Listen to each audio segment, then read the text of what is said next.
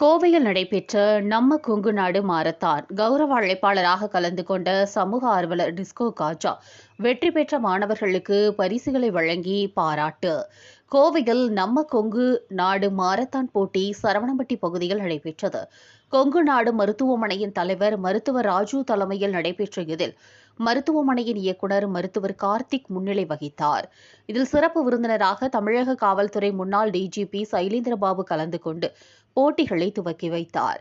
நிகழ்ச்சியில் கௌரவ அழைப்பாளராக கோவை தெற்கு மாவட்ட திமுக சிறுபான்மை நல உரிமை பிரிவின் துணை அமைப்பாளர், பல்சமய நல்லுறவு இயக்கத்தின் ஒருங்கிணைப்பாளர், சமூக ஆர்வலர் டிஸ்கோ காஜா கலந்து கொண்டு தமிழக காவல்துறை முன்னாள் டிஜிபி சைலேந்திரபாபு மற்றும் மருத்துவர்கள் ராஜு, கார்த்திக் ஆகியோருக்கு தமிழ் குரானை வழங்கி வாழ்த்துக்களை தெரிவித்தார்.